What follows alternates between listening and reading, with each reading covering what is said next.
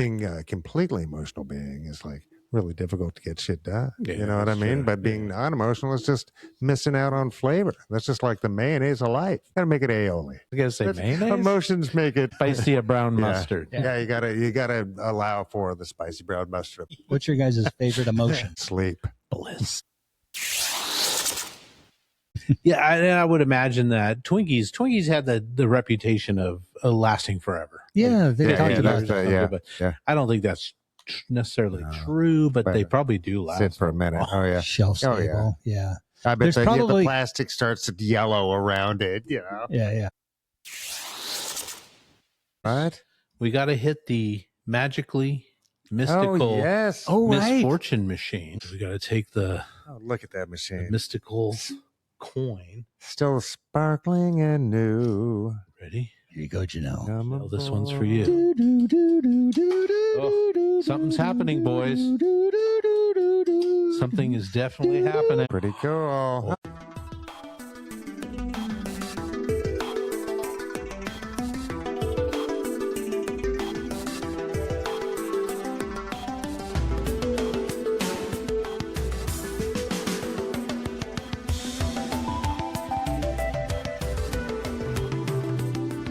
Welcome everyone to Our Town Podcast, coming to you from the Cedar Stream studio space in beautiful downtown Renton. Please take a moment to like and subscribe, share if you can, and review if available. We'd love to hear from you, so comment below and tell us how we're doing. Hit the like and subscribe button to never miss an episode. And don't forget to visit our-townpodcast.com for all the links. Join the members only section of the website or sign up on Patreon. And now, here they are, the boys of Our Town Podcast.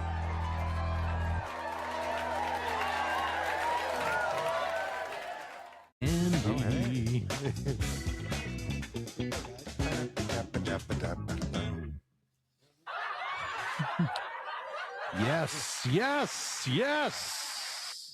Mas, por favor. Well, welcome everybody to another exciting edition of Our Town Podcast, coming to you from the Cedar Stream Studios in beautiful and wonderful and historic downtown Renton, Washington. Here we are, boys, at episode 173. Wow. Which is just phenomenal. Yeah, I mean, geez, thanks for showing up. Thanks for showing up. Thank you guys for showing up out there in podcast land. Yeah, we appreciate you. Yeah. Tell us what your favorite episode has been, if it's not this one.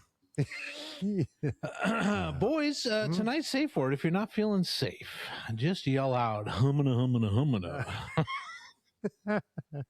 And we'll stop this here program and check on you. You folks can do it at home. Just yell out humana. And hit pause. Go watch the clouds. Braid your hair. That's nice. Ooh, braid your hair. Hug a tree, right, Jeff? Very important. You got to ground yourself and hug a tree. Pet a puppy. Oh, that's not a euphemism. Yeah, especially if it's been outside because it's grounded and it'll give you all those negative. Yes, Make some oatmeal. Oh, that sounds really good right now. Yeah, make a scrapbook. Ooh, make a we are good. And then hit play and come back to us when you're feeling up to it. And that's because I found out, boys, humana, Elvis Presley himself. One of the biggest artists, especially of his time, was number one all over the world, never performed outside the United States except for twice in Canada.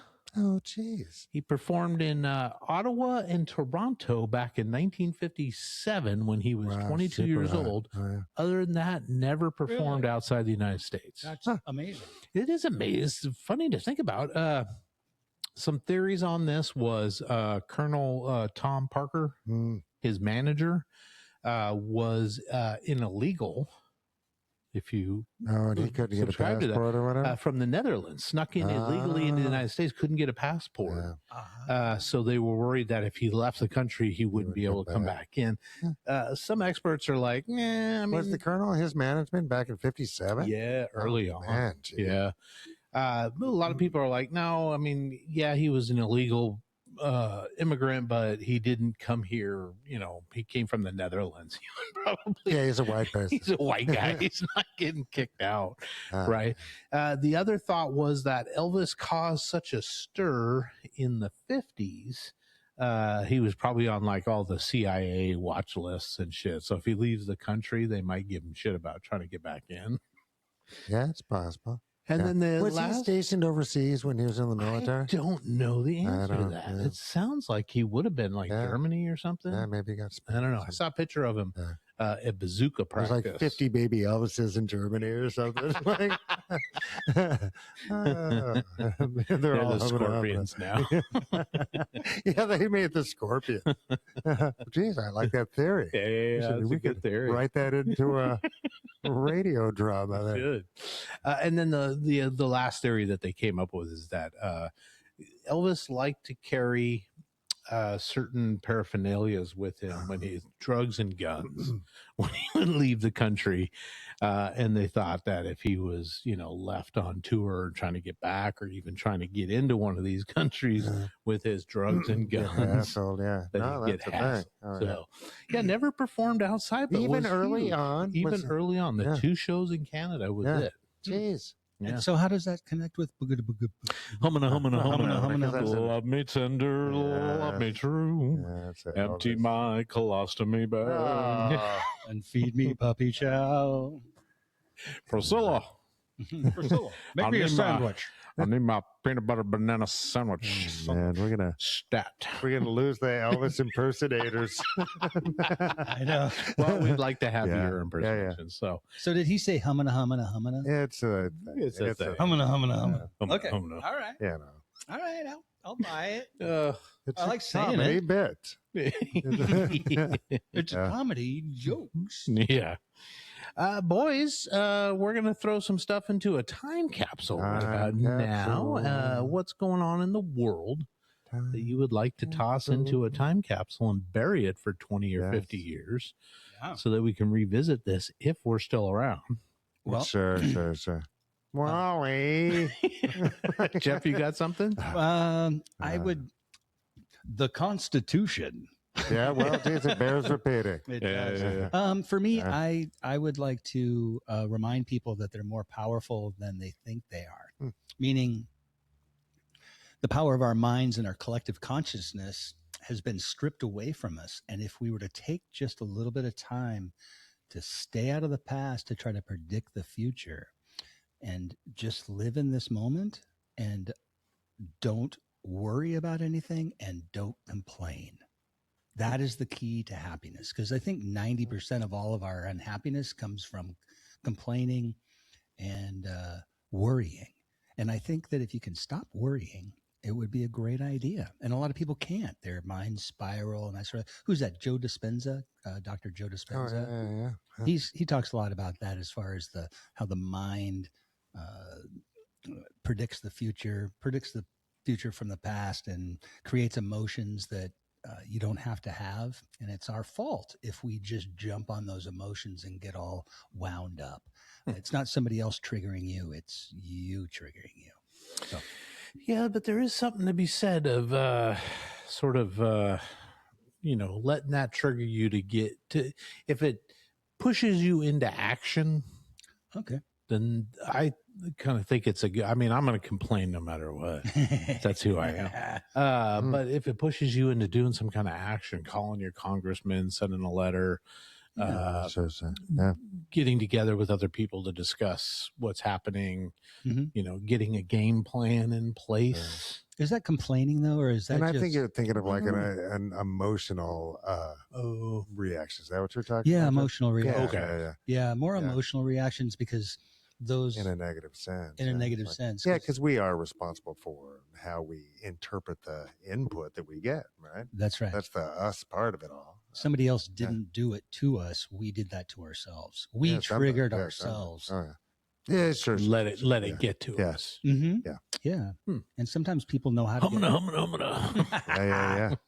Yeah. So if we get to stay calm in this time of unrest and craziness, just put yourself in a quiet room, close your eyes and just think of nothing. I know it's hard. Meditation is challenging. But if we were to teach kids mindfulness at the age of, I don't know, preschool on up, I think we'd have a much different world because people would be able to handle their stress. We'd have less mental health problems, and we'd have a lot more peace of mind, so to speak. Yeah. So here's the peace of mind. Nice. Peace of mind is a good thing. Yeah. Put that in the time capsule. Put that in the time capsule. Yeah, stick that in the time capsule and smoke it. And that's the thing. And no matter what, because it's like, even if, being emotionally attentive, you know what I mean? And just using it to be the spices and flavor of our existence, right? It's like, because being a completely emotional being is like really difficult to get shit done. Yeah, you know what I mean? But being non-emotional is just missing out on flavor. That's just like the mayonnaise of life. You know what I mean? You got to add some, got to make it aioli. Yes, I got to say mayonnaise. Emotions make it. How about mustard? Nice spicy brown mustard. Yeah, you gotta allow for the spicy brown mustard. You know. What's your guys' favorite emotion? Sleep. Bliss. Bliss. Sleep is good too, though. Oh yeah. Yeah, I think a lot of people look for happiness, right? Of course, yeah, and of course, that's but the dopamine. But it's like, but I think peace is the big one, right? Where you can just train your thoughts to calm your thoughts. You know, I always give this. Does peace become an emotion? Then peace isn't the, and I don't mean to sound weird, but lack of emotion in the moment, right? Peace is a Zen state, right? Or is it more than a Zen state? It also includes love and cats and peace and sure. I don't know. Always cats.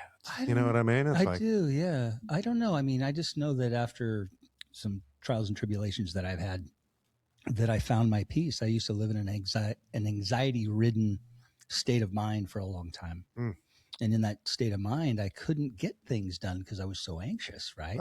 I'd avoid them or what have you. But when I found my peace, that's where everything calmed down. My cortisol levels reduced and that sort of thing. I mean, I cry. I laugh. I have joy. I have sadness and that sort of thing. I'm not devoid of it, but I think the practice of being more in control of our thoughts so that they don't control us is a admirable place to kind of shoot for. Yeah, it's just a better way to. It's a better way to exist. To make it through. Coming from a guy that's experienced in that, I really enjoy peace. That's my favorite. If that's an emotion, but maybe it's not. Calm. Calm is power, man. Sure. And that's a state. Yeah, I don't know. I think it's great. And everybody's experience. Remember, everybody is different. Yeah. So it's like just the fact that we can talk about these because we can talk about mathematics, right? And everybody from everywhere of every time would be able to understand that. Mm-hmm. But most of states, just conscious states, all that's very, it's not fleeting because there are eternals, right? You know, the Joseph Campbells of the world are correct, right? But emotions. But it still changes throughout time, and just depending on what we are as a being, and that is based on where we are as a society and civilization, and just comfort level within all that, etc. Right? It's like it's a trip. Being a conscious being is a trip. It really is. It is. Yeah. So if it's difficult, guys, don't be mad at yourself, because it should be somewhat difficult just to add some of that aioli spice. You know what I mean? That's part of it too, right? Because if it were all simple and wally, we wouldn't want it. No, you know what I mean? Like, and that's kind of where the world's going too. The vanilla nature of this world. That's always been the way, because it's just the culture. I know. And culture's kind of going. When gets easy and we kind of get lazy, you know. Yeah. Get yourself some our town Malaise. Yes. It goes well on any kind of bread. Yeah. Geez, well, I don't want to yuck your yum over there, Jeff, but I was getting a little irritated.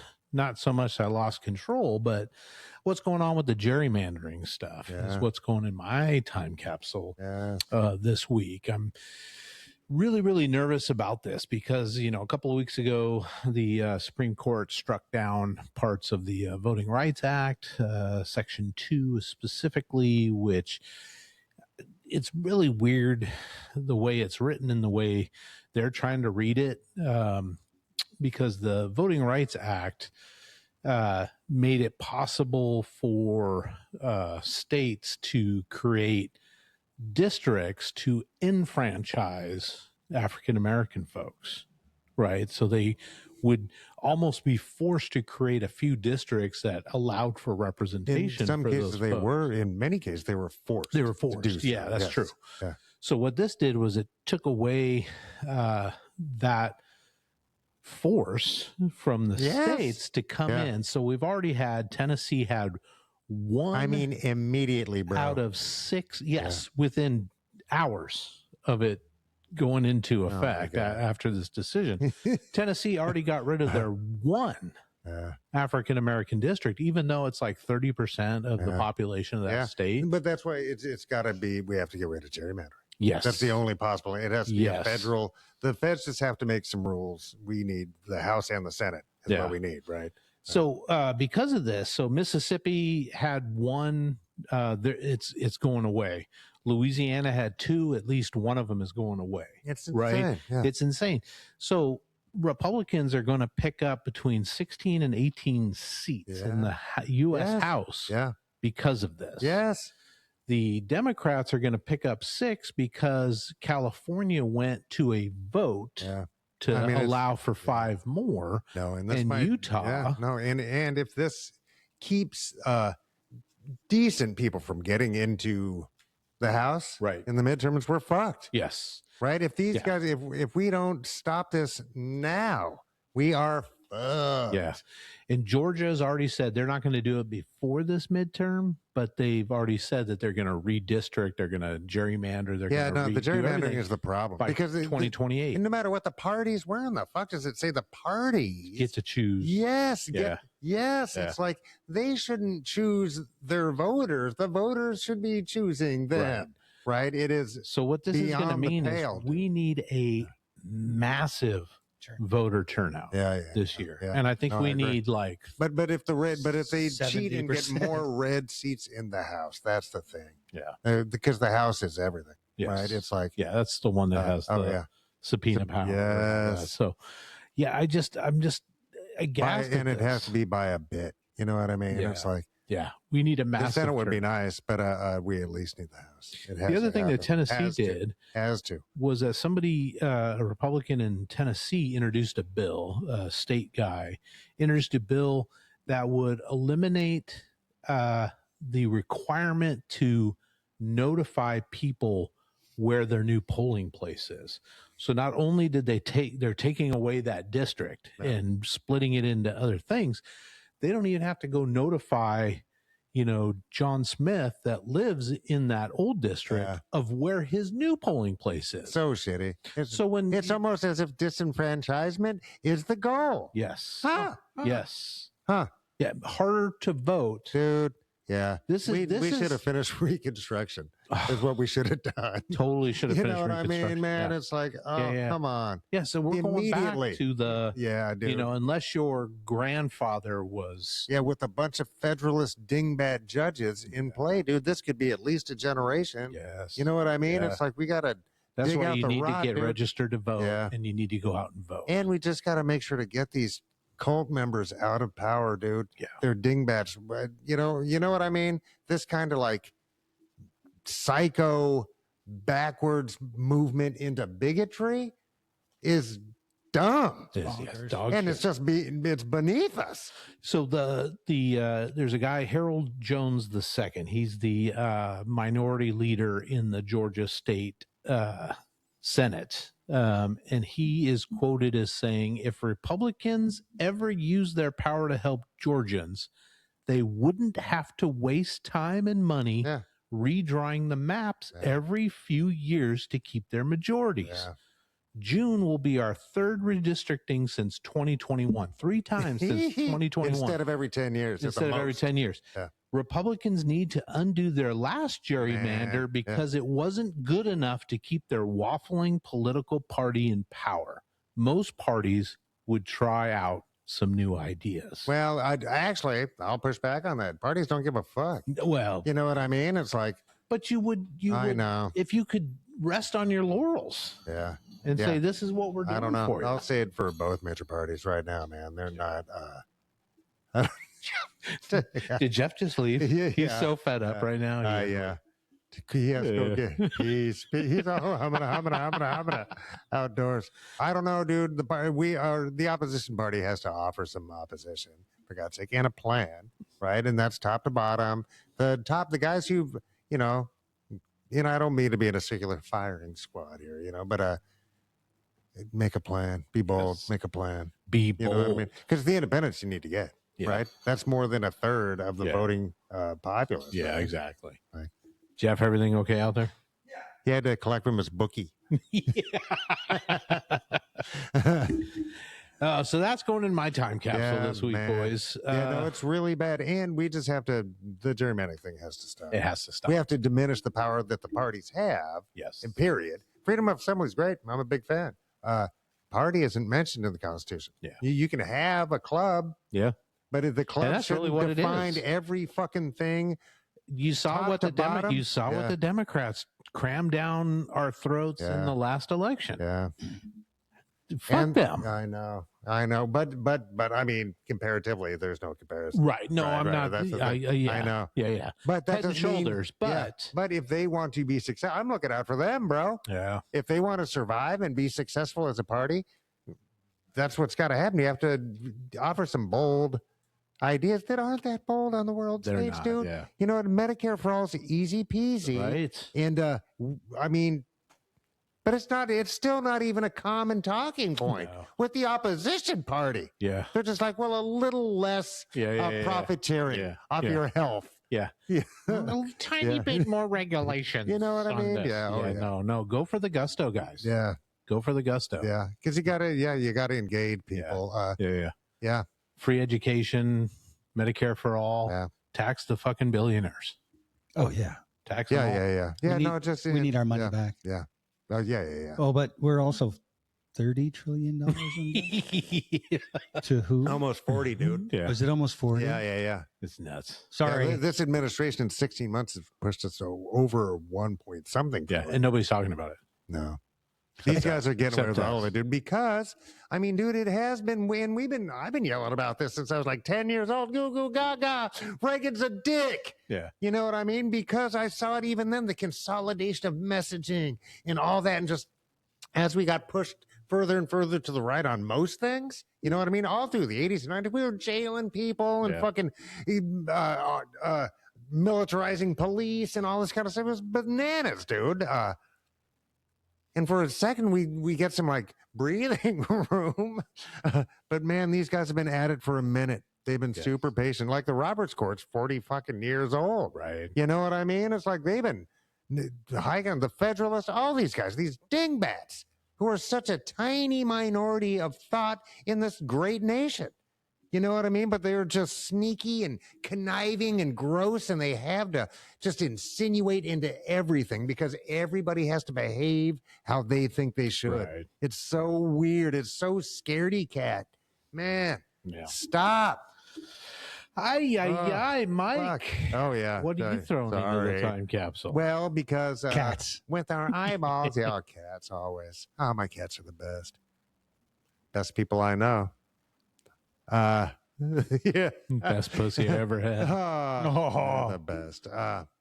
But anyway, so humans using Earth-based telescopes in Japan found an object passing in front of a distant sun that instead of dimming the light of the sun, completely kind of faded it in and out, implying that this object that's like 300 miles across, much smaller than our moon, and much smaller than Pluto, actually, like 25% the size of Pluto. It's pretty tiny, but it has some type of atmosphere. Huh. So they could see that the way the light from that star, behind it, that blocked star, how that diffused or whatever. So this object has entered our solar system. It's part of the solar system. Oh yeah. Oh, has it always been? Yeah, there? Pluto is. Oh yeah. I bet it's a yellow floater out there. There's a bunch of shit out there. Oh yeah. But this is the first time that they've see it. Noticed it. We're looking in that spot in the sky, often enough to notice pattern, right? And then to be able to take that out of the pattern. Yeah, it's cool, man. Yeah. Humans did that. Humans did that. For mass far, dude. Pluto is out there. It's past like Kent. The shit is deep, dude. It is. It's way out there. It's almost Auburn. It is. It's way out there. All those giant Neptune and Uranus are way out there, way far away. But then Pluto's way past that, way past. And in a weird long ellipse. It's bananas. So how far away is this past Pluto? Fuck, I don't know. Not too much. Okay, but it's in our solar system. But into that the Kuiper belt or whatever. It's still in a trajectory around our directly to us. Is it? No, no. That's the only time anybody pays attention to space rocks. Is it coming for us? Yeah. Are they finally here to take us away? No, but it's really neat that we are able to make a determination, and something of this mass wouldn't be able to hold on to an atmosphere for long, evidently, right? Because it's not a neutron star. It's not drawing shit to it in a high rate. You know what I mean? Not big enough to have a gravitation. Not a whole lot of mass. Everything does. Everything's got a little bit of, little stick to it. But how do they know it's got an atmosphere? Because as it passed, there was a bright object behind it, and as it passed, like a rock, it would be light gone. You know what I mean? Mm-hmm. But with a fuzziness around it, it's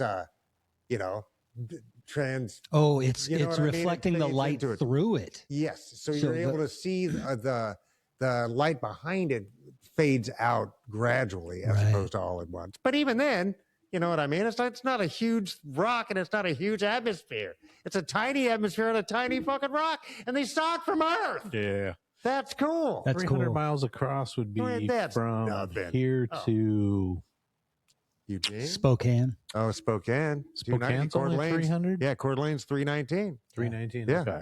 Yeah. So the size of the Washington. Man, no, that's nothing, dude. To see from that distance, bananas how far that is. Yeah. That's way in the back 40, bro. Right. And they used a ground-based telescope? Yeah, I think 3 of them. Some arrays. So they're just taking huge photos, like 2 megapixels or something. But maybe millions of them. Bananas. And then just pouring through it, dude. And don't forget, they're going pretty deeply dimensional with these as well, right? Mm-hmm. So that way they can take a slice from this time period, this time period, this time period. Sure. You know what I mean? And they're probably using infrared and all kinds of different Sometimes types it depends on the telescopes. Right. Yeah. Right. And infrared from within Earth's atmosphere is different than infrared. Oh, like the James Webb. You can do spectrometers from here, which is similar, right? And that way you can account for what's in our atmosphere when you get the data back. I gotcha. You know what I mean? Yeah, but when you're out in space, if you're like a James clear, Webb, really. Yeah, you don't have anything in front of except for all the Star Wars shit. Yeah, and all the aliens. Yeah, like fuck, man, it would suck. Yeah, you go up and you're like, oh man, they really are up here. Yeah. What's that movie with Jim Carrey where he's being filmed all the time? Truman Show. Truman Show. Oh yeah. What if we're in the Truman Show? Oh jeez. That's it. Mike is in the Truman Show. Yeah, no, I'd be. Really I'm just making money. I know. yeah. Paid actor. Yeah. And then you do a reality show after that. Yeah. We're NPCs. People in the Truman Show. For you. Oh man. Anyway, so that's really neat. It's fascinating that humans are cool, man. Has some kind. So there's some kind of activity that's on that, whether it's volcanic. Yes. Either it's somewhat actively producing an atmosphere, right? Like gaseous stuff, because I guess it could be partially particulate, but apparently they think it's gaseous. So the methane, carbon monoxide, or nitrogen, or some mix thereof. But so Charles has been out there. Yes. Yeah. Yep. I just visited the burrito shop. I think it came from Uranus. Did you guys know that you could fit 63 Earths inside Uranus? 64 if you relax. That's the best. Yeah. Cool. Oh, hey. Best astronomy joke I've got. Anyway, I think it's really neat. That's So not only that stuff like that exists, because it's really neat to have non-typical rocks. Well, there's a lot of rocks, and they're all special little rocks. Yeah. But there's a bunch, bro, like a bunch. Yeah. And then even more further out, where it's a fucking ocean. I mean, I'm always like, how come you don't just ram into shit? You know what I mean? Like a Voyager 1 and 2 both made it through most of that, right? Because there's not. It's there's so vast. I know. Even the zillions of fucking rocks and stones and styrofoam, who fucking knows, is in that outer cloud, you still are going to miss it all. Yeah. The chance of bonking something is almost nothing. Yeah. It's just nuts. Is that why? Yeah, because space is what they call big. It's a final frontier. How big is the Voyager? It's not No, a big it's not big. ship. Big is a Volkswagen bus. like our no, not even magically. but much more gangly. Yeah, Right. give or Is take, I it would that say. big? Do you think it unfolded when it got out there? I would say that it expanded. yeah, because it has panels and shit like that too. But it doesn't have the mass of VW. Okay. No, the body of it, no. It's Okay. I mean, it's bigger than a ice chest, but smaller than a small freezer. So imagine like Fucking cool things though, both of them. imagine that disc that they put on there, the gold disc Chuck Berry. or whatever, Yeah, Chuck Berry. So and all that good. kind of thing. Like they got LP players where this fucker lands. I know, but like it's looking at it. It came with instructions on how to build it. Hey, you had to cut somebody's head. Right. Starts Charlie, the go long. intergalactic war. Hey, Googamel, go long. Yeah. Oh man, Oh, just geez. our luck. Yeah. Jeez. But anyway, I think it's neat. So That's pretty cool. Yeah, but Yeah. time capsule. Thank you. Yeah. Nice, Mike. Thanks. Yeah. That's very Man, cool. oh man. All right, gonna seal it up and bury that. We'll dig it up and so many. Wrong one.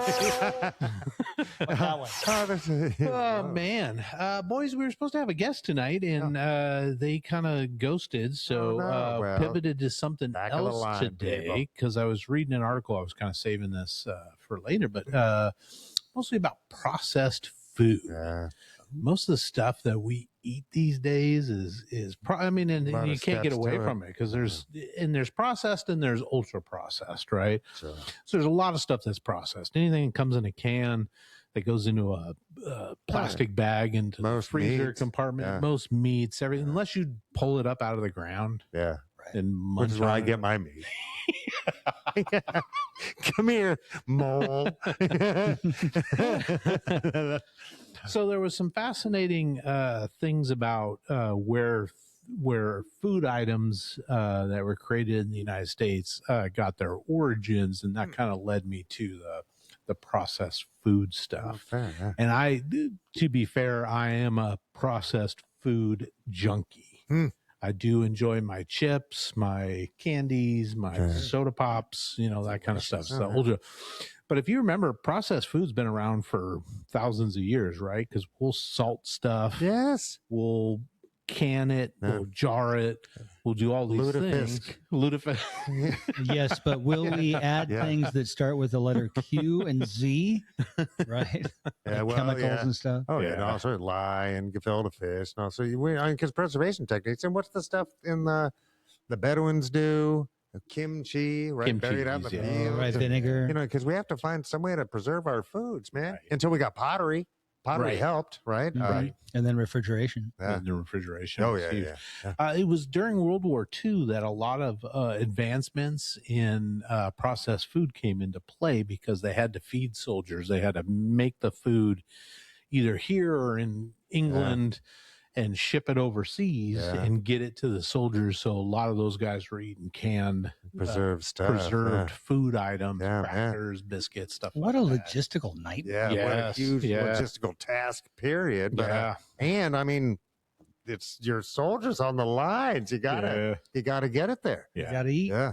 Yeah, so that demand drove rapid innovation in dehydration, freeze drying, chemical preservation that brought about powdered cheese, instant coffee, frozen juice concentrate, and shelf-stable rations. Yeah.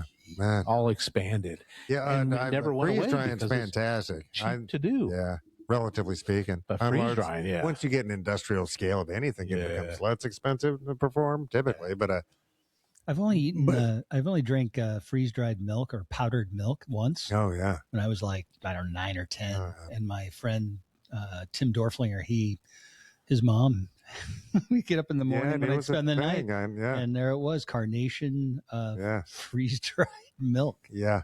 Yeah, we had powdered milk. I remember that. Yeah. But it wasn't really, I mean, it's not much less expensive. And I put it in my survival bin Oh, because it's a decent, and I get the full fat stuff yeah. because it sits for like 6 years. You know what I mean? Perfect.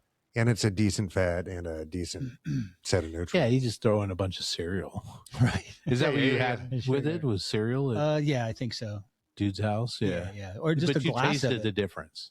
Oh yeah. I mean, I was mad at my mom when she went to 2%, and then she Yeah, went to dude. non-fat, Yeah. and I was like, Man. "What is this blue shit?" What have I done? Friggin' white water I'm Yeah, drinking, I Mom. know. Right. And you go from whole milk, which is just lovely, to 2%. 2%. You gotta wean me, Ma. But we were drinking back when we Yeah. were kids. We were drinking milk that was out of the bottle.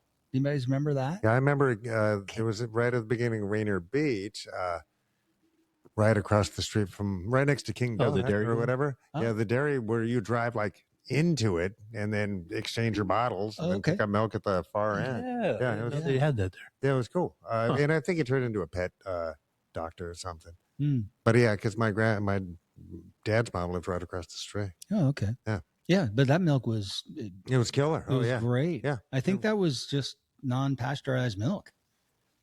I bet it was pasteurized. Oh, yeah, we're not that old, dude. No, it's pasteurized for sure. Was it? Oh, yeah, Okay. I 100%. thought it was non-pasteurized. But it just in a non-throwaway container. And I don't know what they do with today's.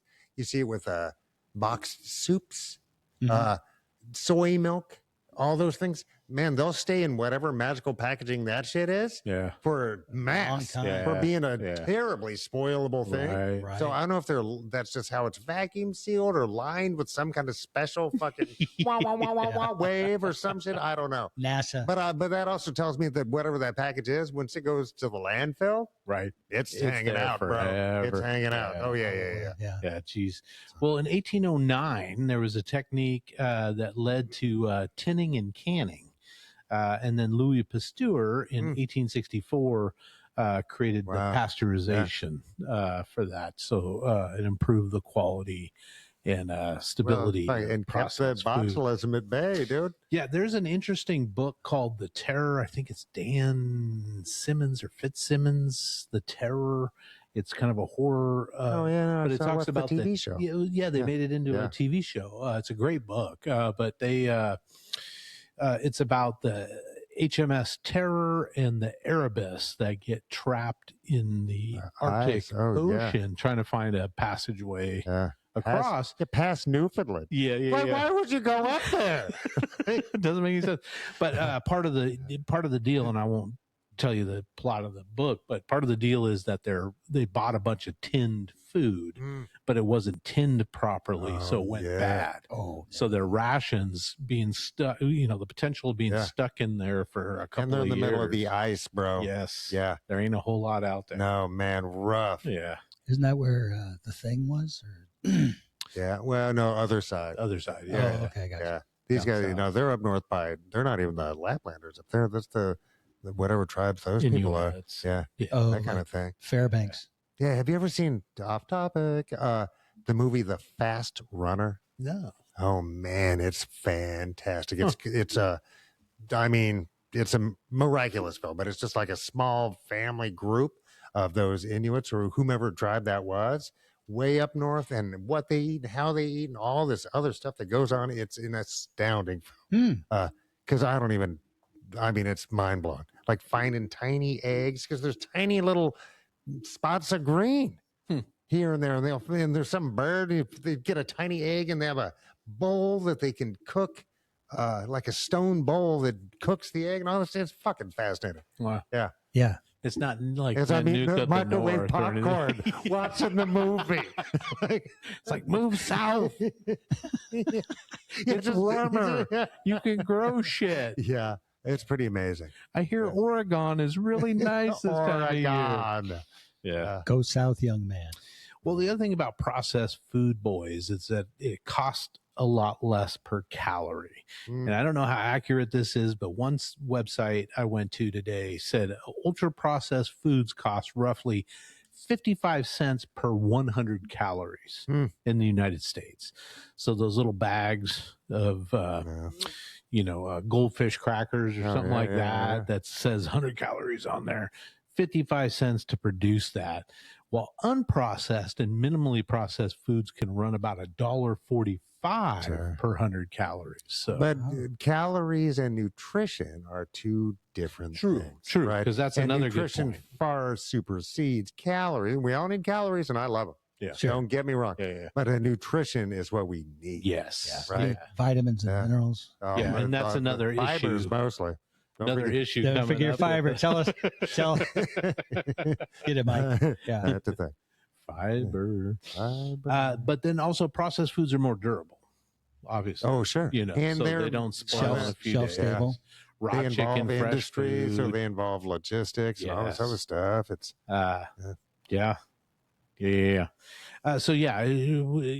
raw foods, if you don't eat it right away, you're throwing away those apples, you're throwing away the chicken that's gone bad in the fridge or whatever.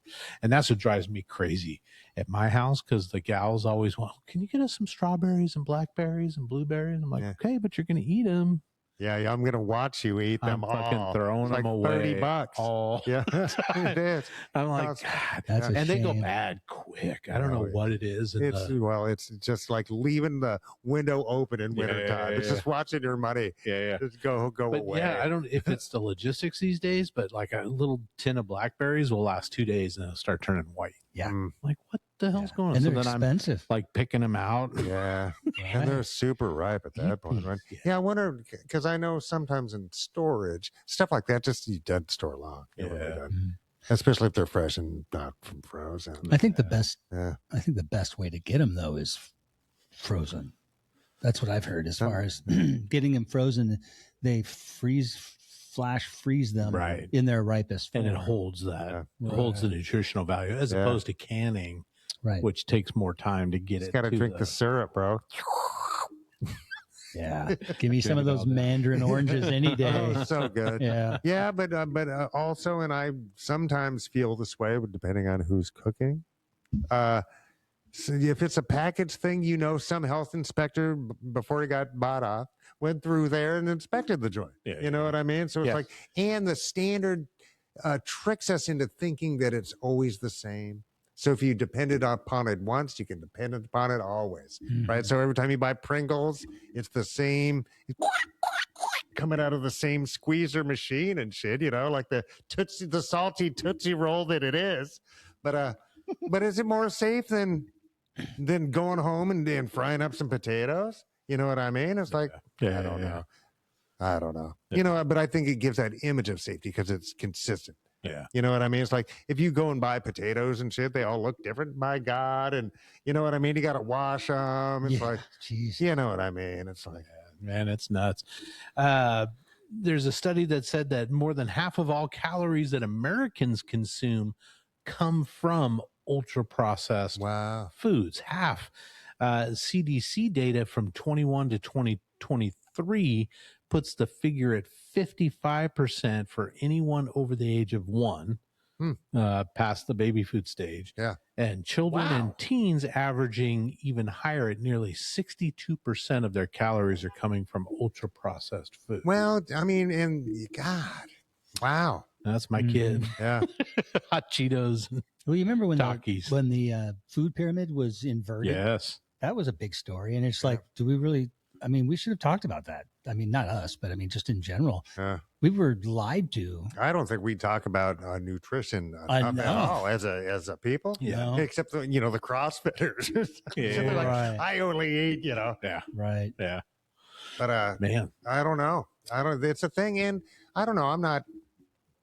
I just don't think we need to legislate that. I think we need to disempower just the out of balance profiting that goes to larger industries. Yeah. Right? Are those And guys just try to subsidized? localize, of course, on every step of the way, right? Yeah. So anything that relies on the little guy can't even make doesn't have a chance. Yeah. Can't compete. Yeah. I mean, it is. You have to make a choice as a person. That's why we have giant corporate farms as opposed to.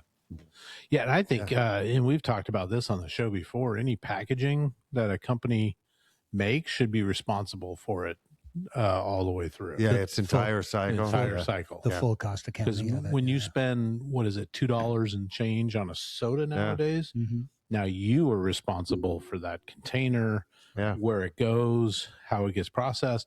And then when you put it in a bin somewhere, the society as a whole now becomes responsible for it. Yeah. The owner, the manufacturer. Yeah. I think that's the same with like the plastics and all that sort of thing too. Unless you're putting it in a hemp-based thing that can go in a landfill and just biodegrade in a week. Yeah. They should be held responsible. And they have the ability to do that. No, we do it all the time, man. Yeah. No, I buy composting bags, and some of those are like commercially composting where it takes the heat. Yeah. You know what I mean, or whatever. But not all of them. There's the cornstarch ones and shit like that. Obviously, it's an obvious and easy technology, and with composting, you can do that locally. The recycling of glass and the recycling of cardboard and all that. I mean, that's a huge endeavor that typically isn't done in the United States. Right. Because it's a terribly energy and kind of water, et cetera, intensive thing that would be really expensive. Isn't the like the nickel or dime refund for a pop can still in place in like Oregon and I bet so you would bring it back without having to recycle it, and they would reuse it, right? You know what I mean? Which makes way more sense. Sense. You know what I mean? And we did that for decades, and the roads are just clean, and nobody threw shit out the window. It was proven. Well, I think they did, but it was paper. Right. Yeah. No, people have been littering. Oh, no. Well, there wasn't less litter. It just was paper, so it didn't stick around. Like people throwing out plastic now, it sits around forever. Right. No, I'm talking about like when I'd go down to Oregon and you'd drive along the freeway. Oh, yeah. You could see that there wasn't as much litter as there was in Washington on the way back. Like because people would go pick up. Or they would be just motivated to keep it in their car. Yeah. Oh, sure. To return it. Oh, that's nice. Yeah. Because they knew that they were going to get 10 cents for that or nickel for that. I would have no problem going back to glass. I mean, we grew up in 70s and 80s. Everything was glass bottles. I don't even know what year, the soda manufacturers started mid-80s to the plastic. So it is. It's just, and the whole time, the amount of plastic's bananas, right? Just single-use plastics, like because there's plastic in my clothing, right? But it's like that's not a single-use item, right? And no, but it's not good. And I'd rather there wasn't plastic in my clothing, but you know what I mean. It's like, but it got pushed on us, and we got spoiled by it. Because it's much cheaper for the manufacturer, right? So therefore, the profit margin went up, right? But it's not better. For the environment or us as humans. No. It's really costly in the long run. And it just empowered extractionist technologies, right? It's just more oil, going to. Yeah.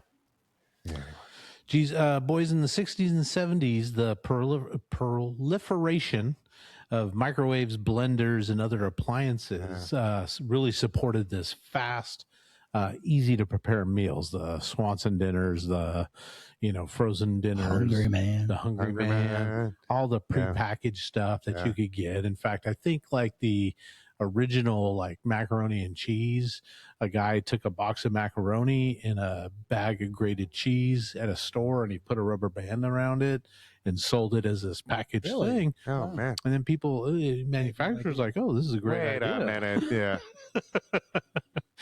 Craft dinner. Microwaves just made everything so fast. I would love to see a picture of a Safeway in the 1970s. Or even early 80s versus before now. all of that. I'd like a side-by-side shot of like what the aisles looked like and what was in them. Right. And now it's just all it's all highly processed stuff in the middle. Chips and cookies and because it's got sugar a shelf life that everybody can just gamble. You already know what it says, when you're pulling your shit and blah blah blah blah blah blah blah blah. It's for commerce, not for us, right? The benefit ratio, right? Fuck, I don't know. Geez. Boys, and this, overprocessing food alters the macronutrient composition of the food and decreases the micronutrient levels. Other than that, other than that, it's great. So the overprocessing of food typically increases calories and exposure to chemicals, GMO crops, rancid oils, and heavy metals. Consequences can create vitamin and mineral deficiencies, obesity, hormonal imbalances, nutrient gaps. Well, allegedly. In the diet and poor brain function. Yeah, but it's true because, you know, the can of corn that you're going to, and I'm not going to pick on a certain brand, but a can of corn that you buy or a fresh from the farm ear of corn is probably not going to have the same. No. Well, depending on what soil it was grown in or whatever. But But like a small family farm, which would have been like our parents or our grandparents would have, you know, grown up. Like the farm that going out to Maple Valley. Remember the aqua barn that was out there? Oh, and there was that. I did some work on that property. And that there was always, I was going out to Maple Valley to go visit my Uncle Dale, and we'd go out there every weekend, and we'd pick up a bag of, you know, 20 years for $1 or something like that, right? Some nonsense amount of Oh, it was so good. Jeez. Butter. Oh, butter. Yeah, but canned food can be shipped from where the corn was. True. And you could send it to Zimbabwe. Yes, exactly. You know what I mean? It's exactly. like, and it's harder to do that with fresh corn. That's true. Yeah. But then it also, just like, you know, I always say I can go get bananas 365 days out of the year. I know. They've never grown in the United States. Ever. Yeah. Never, ever, ever. Yeah. Right? But I can get one. Yeah. That's the industry and all of it, all the other ingredients that have to come together for me to get a $2 banana. Yeah. And you know what I mean? It's bananas. Yeah. Bananas. I know what you're saying. Is it bananas? 1950, Swanson introduces the first frozen chicken pot pie. Oh, man. Sells 5,000 units in its first year and 10 million units in its second year. Wow. And then in 1954, they introduced the first TV dinner. So there was already manufacturers that were doing like a frozen dinner, but they introduced the TV dinner, which had the metal tray with the different compartments in it. Oh, yeah. And they actually geared it towards, look, you can have your dinner in front of the TV. Yeah. Look, and it looks like, put on a little tray and stuff like that. The very first Swanson TV dinner. Oh, Salisbury steak. No, everybody loves I that. would have thought so, but roast turkey with stuffing and gravy, sweet potatoes and peas. It's sold for 98 cents. Came in with an aluminum tray. Nobody had microwaves back then. Supposedly, there was an executive named Gerald Thomas that came up with the idea for the roast turkey because it was right after Thanksgiving and there was tons of turkeys on the market that they could buy super cheap, process, get them into their frozen meal and be done. Beautiful. Yeah. I had a Marie Callender TV dinner this afternoon. Which one? It was the potato and spirally noodle, cheddar cheese and chicken. Huh. Yeah. It was like pretty a good. Bowl? It was a bowl. Okay. Nice. Yeah, it was a bowl. Janelle got it for me, so that's nice. I had it this afternoon, and it was good. Marie Callender. She had restaurants, right? She did. Oh, that was kind of like a Sherry's or something like that. Exactly. Yeah, there's one in Lake Havasu. Yeah, I think I went there with my mom. Marie Callender. Yeah. Oh man. Oh, famous for the pies. I think. Pies. Nice. Well, geez, I don't know. But that also implies that people had freezers at home. Yes. You know what I mean? Stuff like that. Because ice boxes were big. Yeah. But ice boxes aren't going to keep that. They keep your stuff cool. Right. But it's not keeping anything frozen. Yeah. Not a chance. Yeah. No, that's a bunch of other technologies had to come together for that to be able to. Could you imagine being freezer sections at grocery our store? Parents? Because my parents were probably older than your parents. I think my mom was born in 38. Yeah. My dad too. Yeah. Okay. Yeah. All right. I think my mom and dad were born in the mid-40s. But having them be like 20 years old, little maybe teenager, and mom comes home with these TV dinners. You're like, what? Yeah. You're like, humming, mom. Right? Yeah. Yeah. Just be like, what? Yeah, it's like you're you're living high on the hog. Yeah. We're going to go sit down and watch the honeymooners and eat our roast turkey. Yeah, I bet it's something like that. It would be an event. Yeah. Yeah. Huh. Interesting. Excuse me. 1953, Kraft creates Cheez Whiz. Wow. Originally created as an easy way to make Welsh rarebit, which I have no idea what that means. It's a stable cheese sauce that came in a jar. It had Worcestershire sauce, mustard flour, and orange coloring. And salt. A survey at the time said they figured out 1,300 uses for the product. Like, you can put it on your potato. You can put it on your French fry. You can put it on your corn dog. You can put it on 1,300 possible uses for Cheez Whiz, folks. 53, and it's nonstop, right? It's nonstop since 53. The only thing is they've altered its recipe due to changes in dairy sourcing and the regulatory environment. You couldn't put radioactive isotopes. Resulting in the reduction of cheese content. Oh. So it's gotten less cheesy. Oh, so it's made of petroleum products? Something, yeah. The rubber tree plant. Sawdust. Yeah. Wasn't that somebody found tears of angels. Like like Kraft Parmesan cheese had like sawdust in it or something. Cellulose. Yeah, well, they did. Yeah, no, it's different. Yeah. It's not sawdust, but that's great because the guy did. Did you guys drink Tang when you were kids? On lucky occasions. Oh, Lucky Mom had it in there. 1957, General Foods introduced Tang breakfast beverage crystals. Wow. Yeah, because they were. It was astronaut drink, right? So sales were slow, and then NASA takes it on an orbit around the Earth in 1965.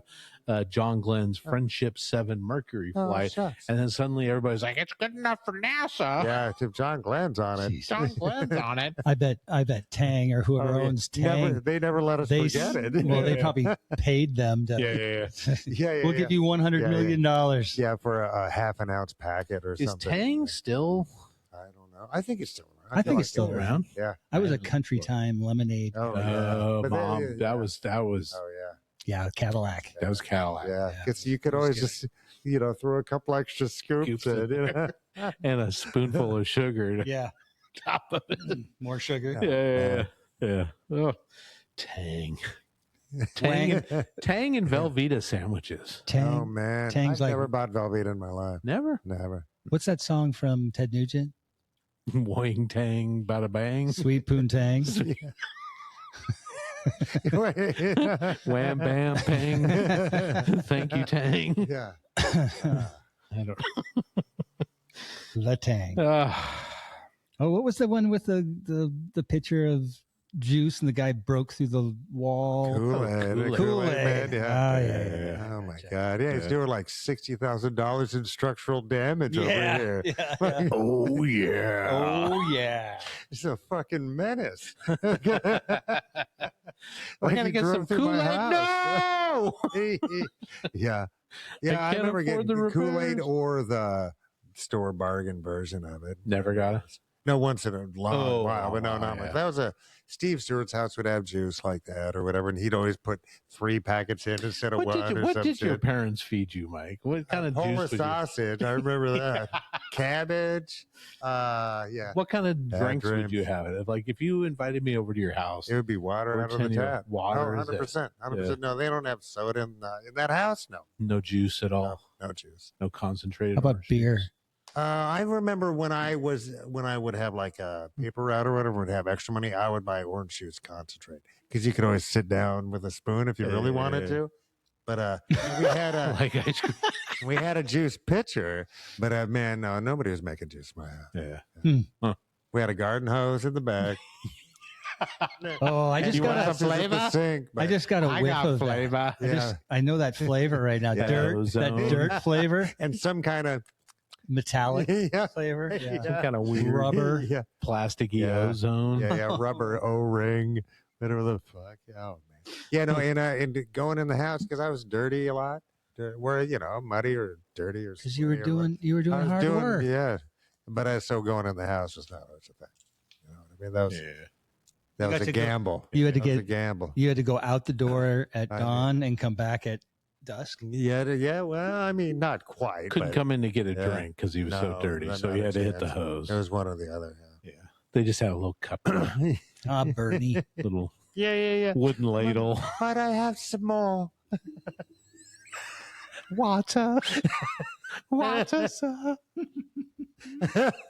I'm thirsty.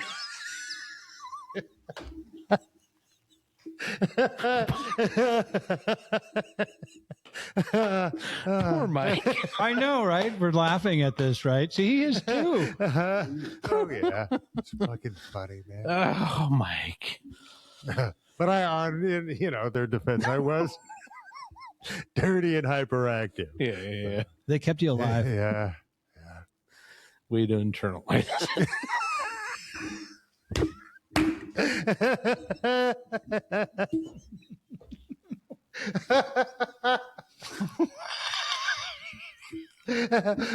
That's funny.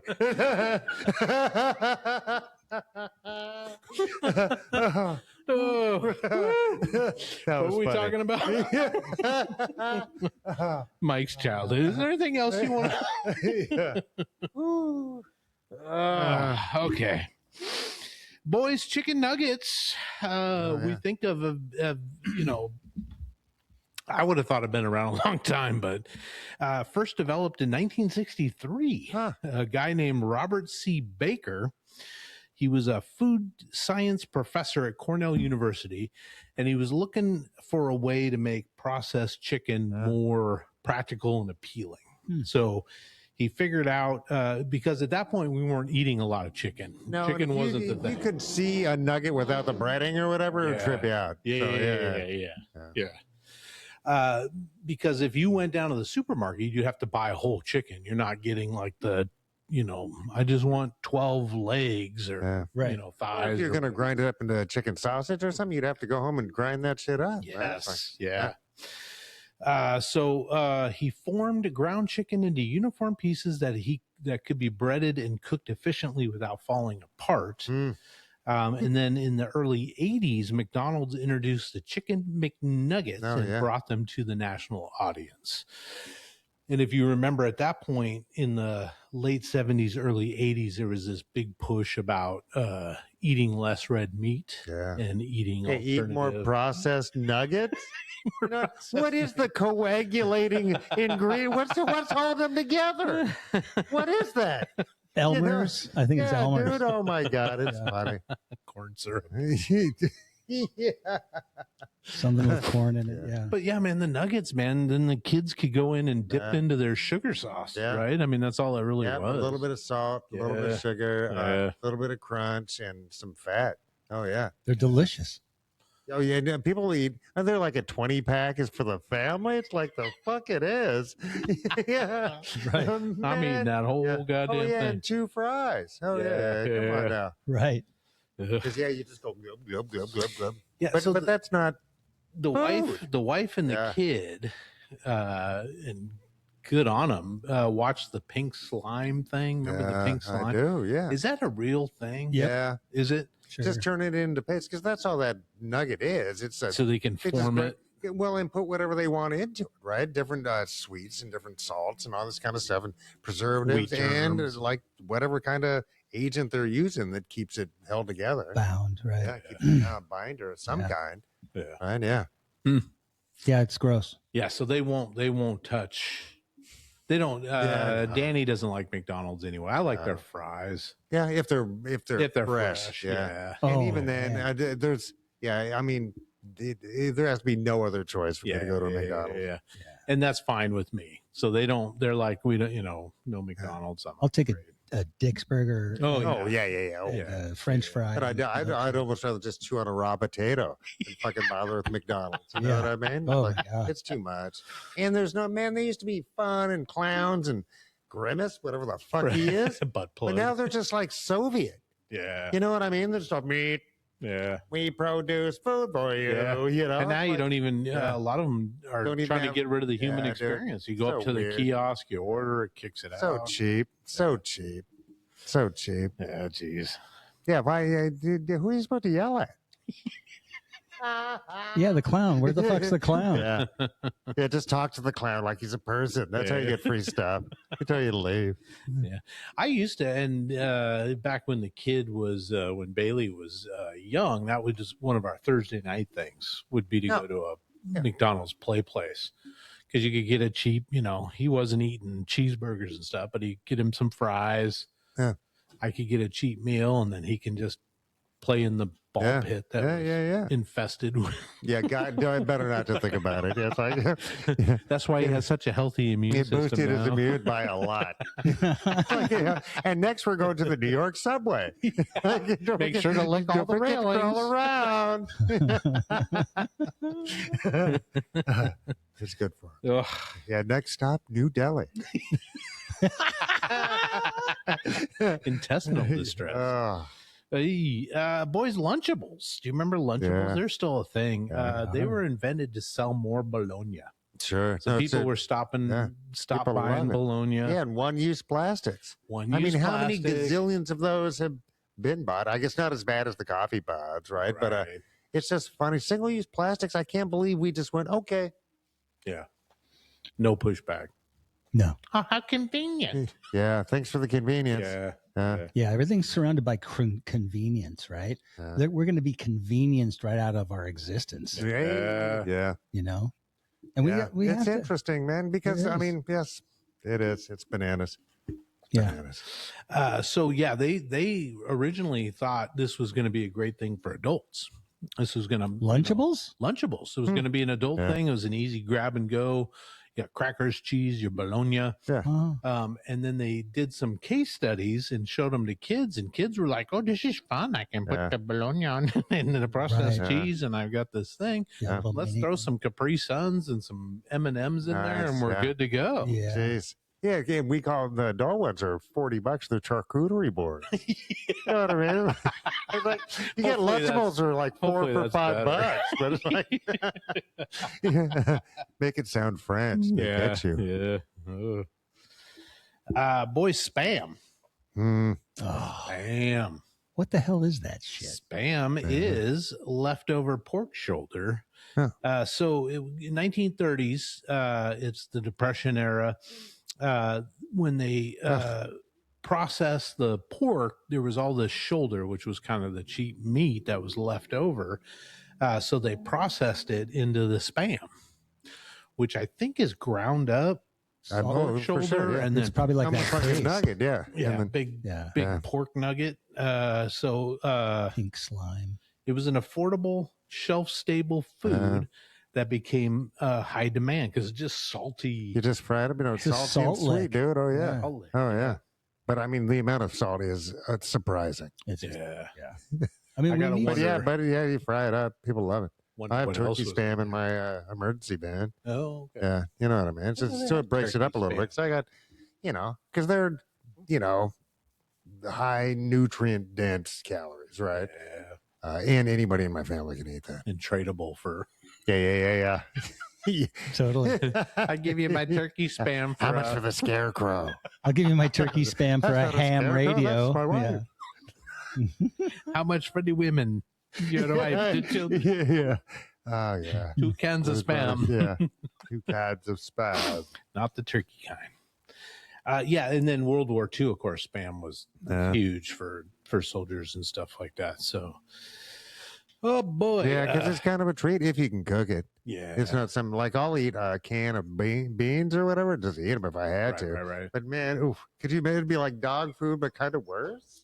Oh, Jesus. Cold right out of the can. Ooh. Yeah. Have you Yeah, guys I ever think that, eaten cat food out of a can? No. Yeah, I'd never do it. I don't know what that shit is. Yeah. This is crazy. All I know is he prefers my food. Yeah. Is he? That's Lips something. and What about Lunchable or not Lunchables? Encrustables? Crustables? They're like peanut butter and jelly sandwiches that don't have crusts on them. Jeez, no, I didn't know that. Like a store-bought peanut butter and jelly sandwich? It is, and it's I round. didn't know that was a thing. It's so delicious. Is it They like come a frozen. Pop-Tart? Okay. Is it? I don't know. But it's cold. It's frozen. Okay. So it's bread. Like, Yeah. How do you Wonder- eat it? Do you toaster it? Crustables? I'm you writing that down. You could. We Are should you grab recommending some. this? I am. They're so fucking good.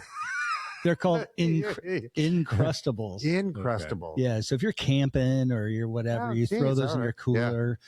If they're in your freezer, you just toss them on the counter for 5 minutes, and they'll defrost enough, and you'll get going on them. Fuck, I'm listening. Yeah. Okay.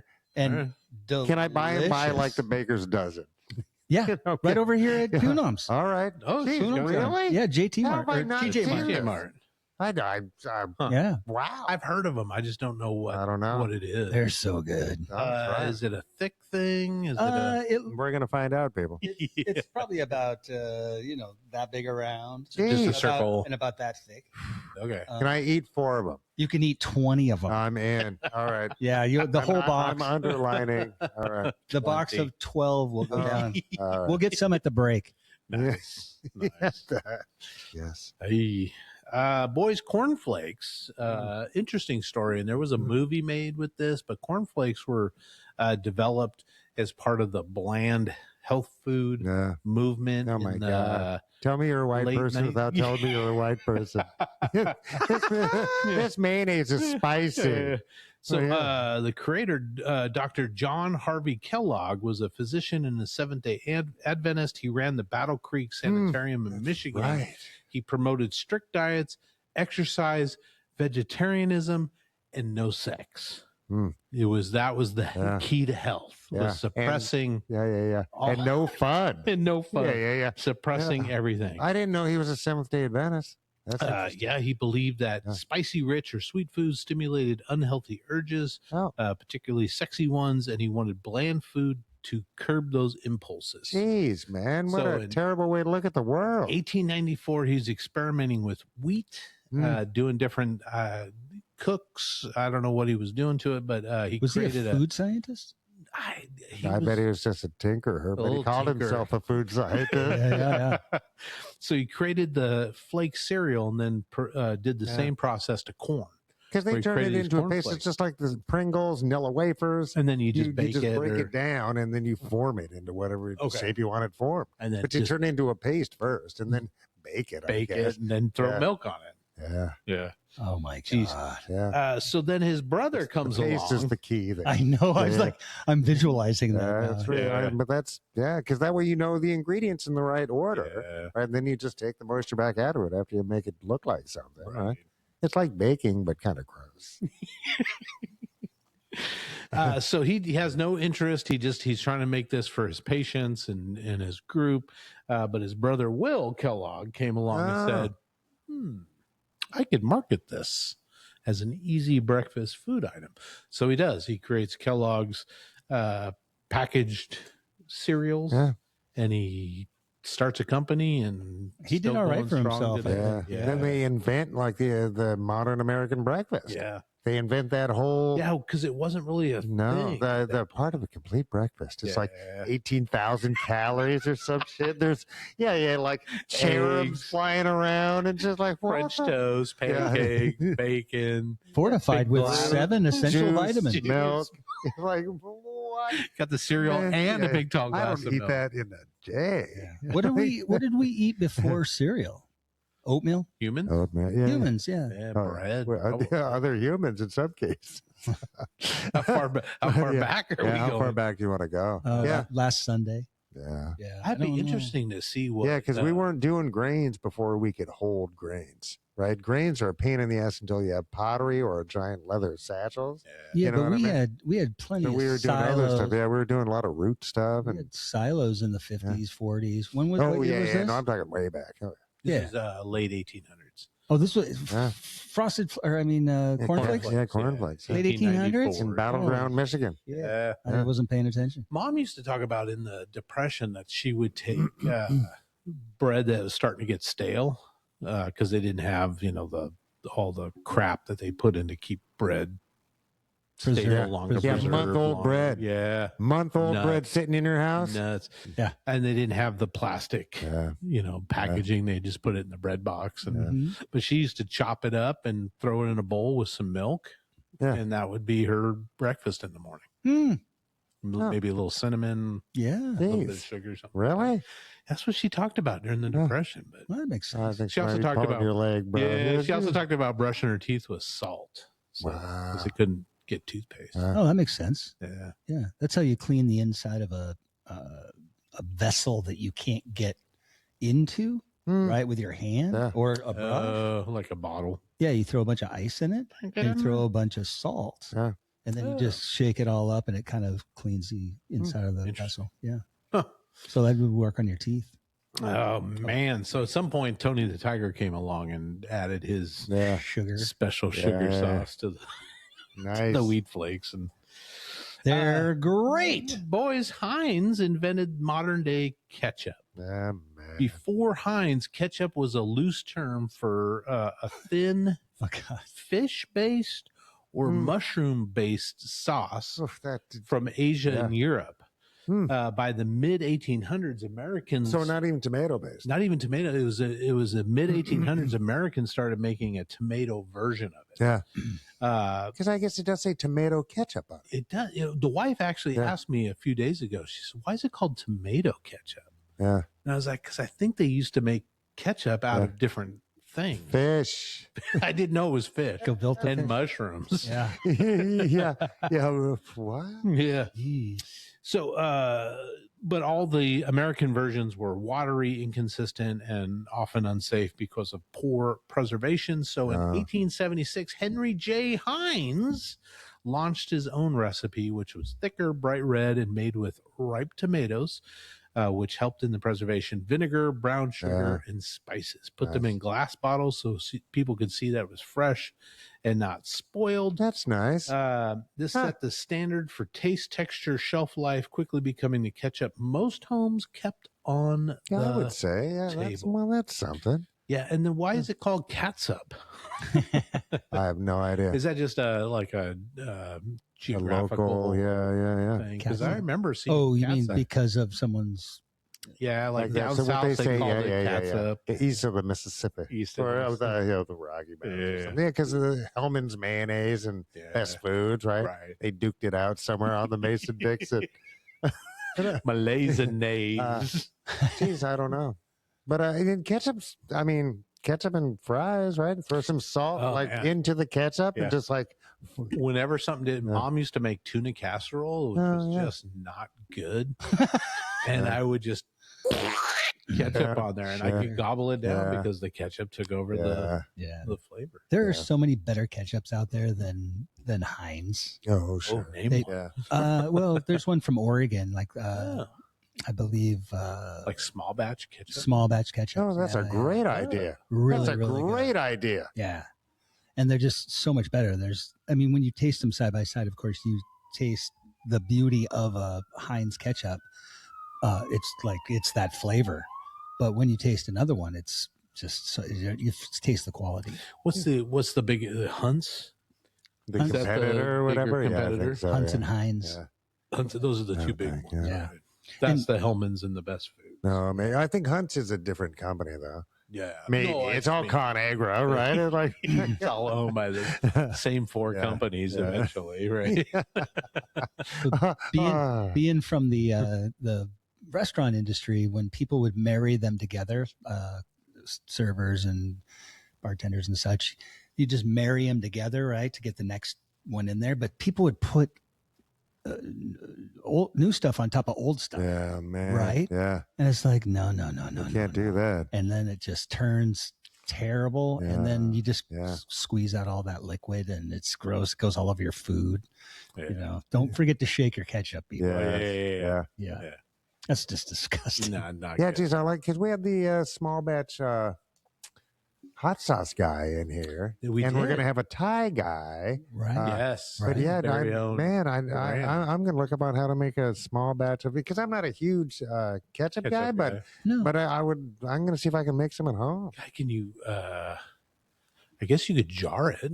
Yeah, right? It's one way. It's one way to think about it, like as far as like preserving it, because it's got the vinegar. In vinegar. Oh yeah, it's fine.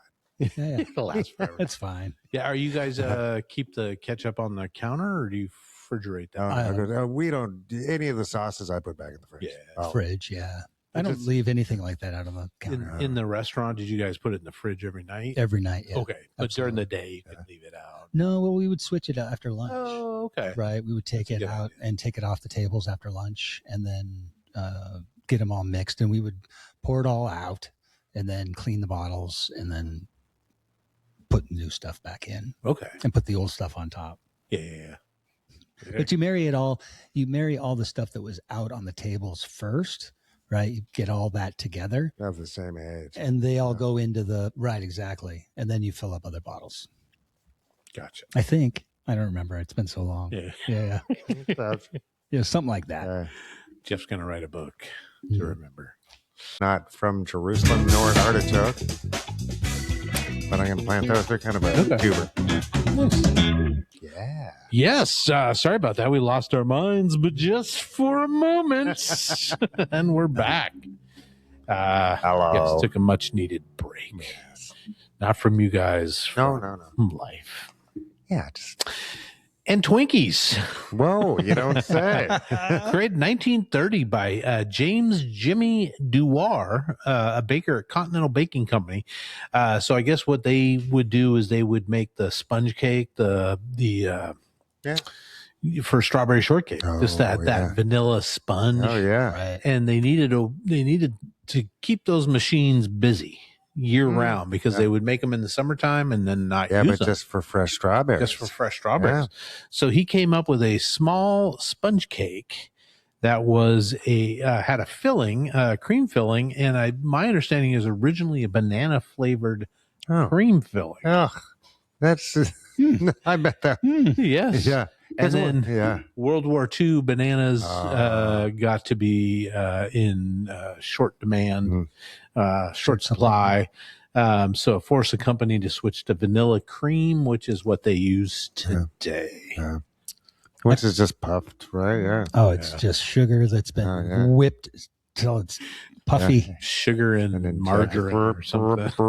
Should they clean the machinery? Palm oil or something. Yeah, right. Yeah. I had a strong addiction to Suzy Q's for a while. Oh man, that chocolate cake with the Have you had one in a while? No. We just talked about this, like with the bologna. Have you had bologna in a while? Have you had a Little Debbie's or a Suzy Q? Well, I never had the Little Debbie's, but I had Suzy Q's and Ding Dongs and what are the swirl ones? Yeah, the Tiger Tails or whatever. But the pinwheel thing. Well, it's like a log. Yeah. Yeah, like a log of chocolate. Like a log. It's like a ding dong that's been rolled up. Yeah, all of those. I haven't had those in so long. I heard something like they don't taste the same. Oh, I believe as you that. would remember. Yeah, well, it's kind of like movies from the 80s don't hit as well anymore. Because I bet they're not good. They're probably not. You know what stood the test of time? Lucky Charms. Nice. Lucky Charms are the best. Better than ever. Better than ever. Yeah. Get your hands off me, Lucky Charms. I would imagine that Twinkies had the reputation of lasting forever. Yeah, they talked about it. But I don't think that's necessarily true, but they probably do last. Sit for a minute. Oh, yeah. Shelf stable. Yeah. I bet the plastic starts to yellow around it, Yeah. Somebody's probably got one sitting in their cupboard, and it's just been sitting there for 40 years. 40 years, yeah. Just seeing what it would be like. Like the people that take McDonald's hamburgers and French fries put them under and put them right, have them sit for, and they look exactly the same. There's no mold or anything on them. Yeah, that's not a good sign. No. And when I see food like out that birds aren't eating, I'm like, whoa. Birds eat anything, but not that. Not that. I'm not touching that. Oh, man. Jeez. And finally, boys, M&M's. I didn't know this. They Nature's were created, perfect food. Yes, for soldiers during World War II. Did not know that. Were exclusive for the U.S. military. It was the idea to give soldiers a candy that they could keep in their rations and that wouldn't melt easily in the heat. Yeah. So it really was that melt in your mouth, not your hands kind of a thing.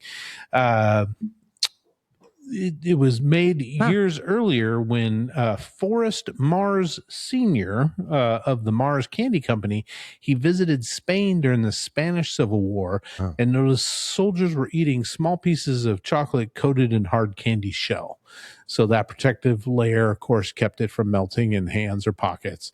And when he returned, he started working on creating a candy similar to that.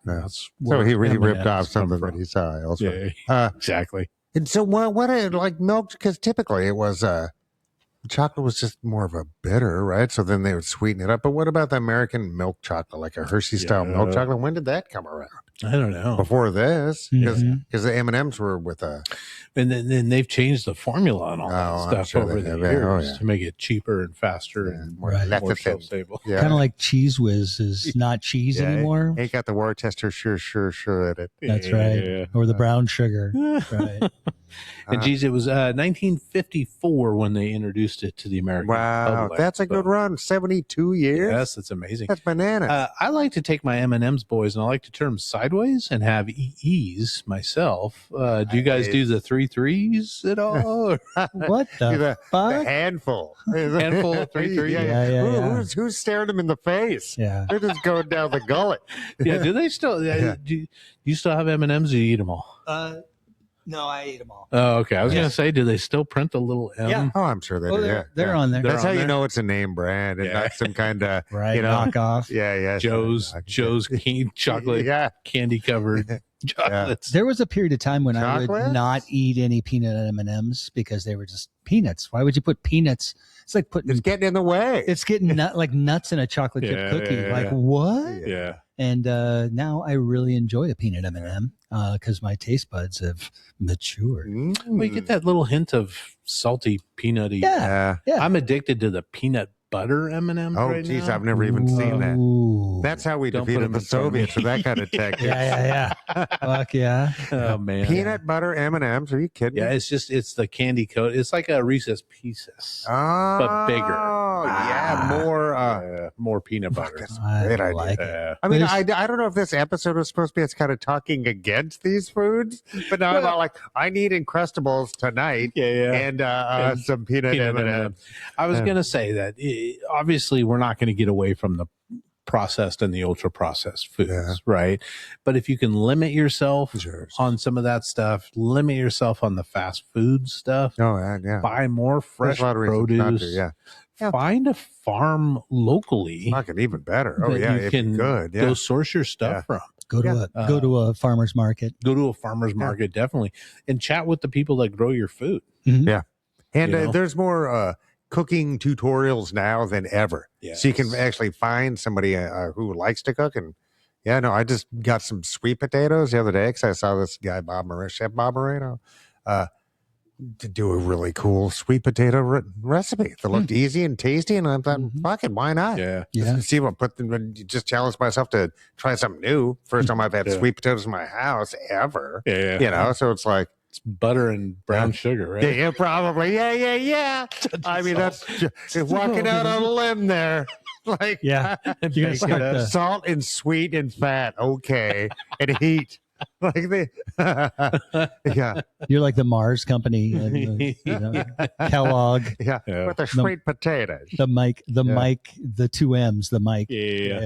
Mike's. Yep.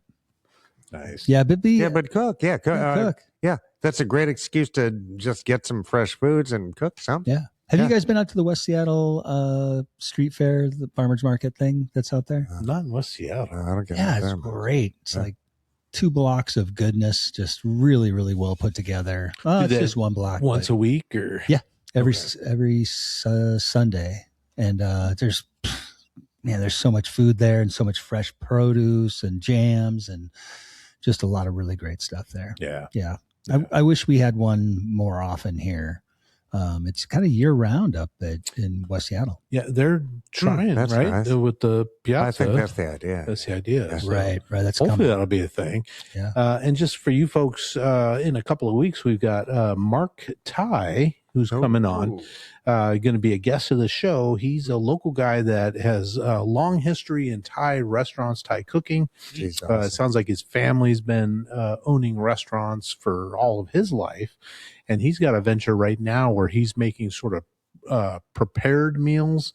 I know it sounds processed, but it's where he takes like noodles and curries, rice and whatever, and puts them in a package for you. So all you have to do is take it home and cook. And heat it up. He also has the, we saw that he has like the curry paste, where you add your own protein, add your own vegetables, coconut milk. Yeah. It's and cool. bam, Yeah, no, it's a dinner great idea. served. No. So, But that can still very easily be minimally processed. exactly. Right? He's just cutting out all the time and effort that goes into cleaning that goes into cooking. Yeah. You know what I mean? The downside of cooking is you got to clean mess. Yeah.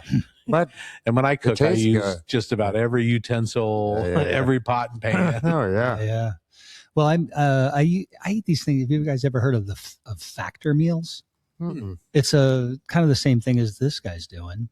It's kind of like a little TV dinner type of deal, but it's like a little more upscale. So they got a nice protein. They've got a whole menu full of different types of foods, and it just makes it easier. It shows up in a portioned everything. Jeez. And you just throw it in the microwave for 3 minutes or 2 minutes. And how is that and it's packaged? done. Like vacuum sealed or something? It's not vacuum sealed, but it's perishable for sure.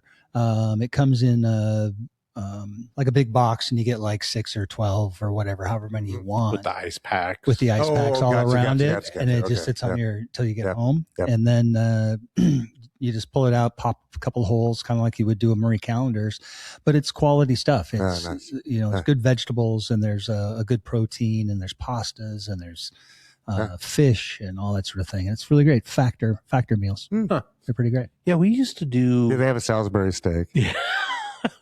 Probably roast turkey and stuffing. I think that's copyright. Yeah. You can't call it Salisbury steak unless it's from the Isle of Salisbury. Yeah. We used to do Blue Apron. Have you heard of that? Oh, the yeah. wife signed us up, and we got it for, I don't know, 6 months or something. And every other week they would send us a box, but it would be the ingredients, not the prepackaged. Right. And then it'd have the recipe and stuff like that. And you would tell them kind of like what you're into, what you're allergic to. Yep. So I would say, no red meat, do chicken, fish, kind of a thing. And it was fine. But they'd send you just enough. It's like, oh, you want fresh ginger? They'd send you a little ginger bowl, just enough, maybe a little bit more to. But then I'd have to, follow. I'm not that kind of cook. Yeah, I kind of from the like heart. Yeah, it's like I know just about as much garlic powder as I want. I know how much paprika I want to throw in there. Yeah, that kind of stuff. So it was kind of a pain, but it was an interesting concept. Do you enjoy cooking? I do. Yes and no. Okay. I'm sort of the guy that, because I've taken over the role at the house. So my issue is I've got a daughter that's very picky eater. And so usually she gets a separate meal from what the wife and I are making. So I'm like cooking 2 separate meals. So like last night I made chicken wings with roast broccoli, mashed potato, and oh man, that might have been it. And then for the kid, I found these fomuku something noodles. Yeah. It's kind of like a ramen. Yeah. So cooked the ramen, made the noodles, and then I chopped up chicken really small and fried it. A little bit of soy, a little bit of garlic. That's nice. Put that on the side, and then I chopped up some like red pepper, broccoli, a couple other vegetables, and had them on a plate so she could kind of pick and choose what she wanted to throw in there. Yeah. And she ate some of it. I think at one point the ranch dressing came out onto the vegetables, and she ate the vegetables like a salad. Kind of like you with ketchup. Ketchup, yeah, because their tastes are different. They're young people. Yeah. Jeez. But nice, and that's nice of you. Yeah. So sometimes it's a chore. Sometimes I really like to go in and create something with love. Yes. That's cool. Good for you, man. No, it's nice. I really enjoy cooking. I didn't enjoy cooking for a long time. But It's like a daily job. It is, but it's like I got No, I mean, it was your. Oh, right. It was my daily job. It was your Exactly. daily job. I didn't do the cooking or anything. No, but you were around it. I was around it all the time. But, I've got chef friends and been in the restaurant industry for 35, 40 years. And, I know how to cook, but I didn't find any joy in it. But now I just really enjoy the process of getting all prepped and ready to go. figuring out the timing of everything, right? If you've got 4 people, 5 people, how are you going to get that all to come onto the table at the same time? It's hard. It's a real hard With no thing. heat lights and shit. Yeah. Right. Yeah, on the line, you got like 2,000 watts worth. You know, it buys you some time. Yeah. But you've got tickets all the way down the line. You're like, oh, those people are going to be here a while. Yeah. The only time I'm faced with that is like Thanksgiving for the most part, because you've got like the turkey So plus hard. You've got like 10 different sides. Man, it's so much work. Yeah, it's an overwhelming, and you only do that once a year. It's so much. And you're like, I forgot how to do all this. I don't remember. Yeah. Man, I'm not cooking a turkey more than once a year. No. Like I just started, I took that on just recently because my dad should be around. Yeah. Well, I went to, what is that market?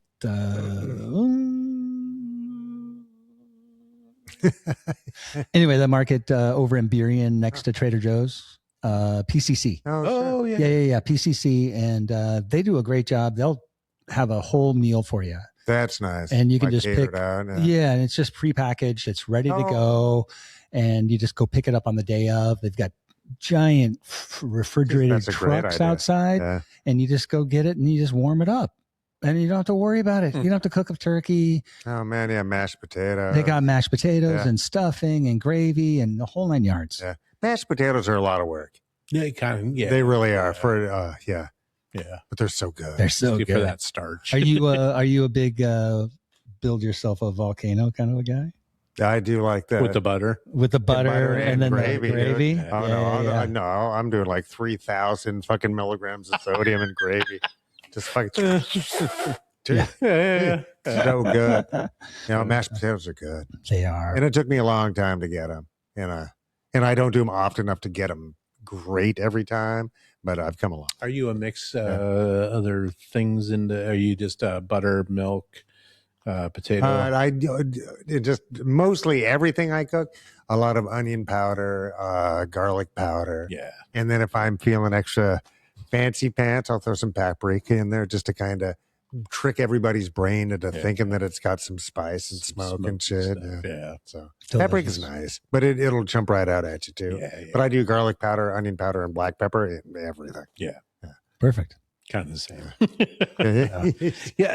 It's getting near summer, so we're going to get to a point where Mike's going to have to do his food challenge. In the claw. All right. Yeah. We're going to run up there to, I forget what the diner's name is. Charlie's? I can't remember, but he's got to eat like a stack of pancakes. Yeah, it wasn't that hard. It wasn't that hard. No, you could have done it. I think so. I think you can do it. It's like a big chicken fried steak, couple eggs, hash browns, and then a big, like Bigfoot shaped pancake, which looked like it was 3 or 4 pancakes. Yeah, but that's why God made syrup. You just soak them. Whoa. Now we're going to try it. Jeff and I are going to eat a regular size meal. Right, we're gonna, a responsible size meal. But do you get a shirt or something? Yeah, you get a t-shirt. You don't get the free meal. It's not a free meal. No, that's fine. But it's only like it's $25. Oh, really? I don't know. It's great. like 25, 30. I'm in. And I don't know. Maybe we could spend some time out in the claw. I've been out there sometime. Yeah. Heather and Eli are up there. So. Oh, geez. All right. Geez, we could join them for breakfast. Maybe. Yeah, it's a great idea. That'd be fun. Yeah. Star of stage and screen. Yes. That kid or stage. Both of them. Yeah. Yeah. Oh, yeah. Yeah. Eli was, he was our C-3PO and our Papa Smurf in the holiday specials. And then he was he had a gig. He had the weird worm thing at the last Gong show. The first Gong show, he went and bought a trumpet that morning. That's right. That was the first one. Yes. He's like, so Charles asked me to be on this Gong show, and I found this trumpet this morning, so here goes. Yeah. Did he play Perfect. Reveille? Or it was great. You can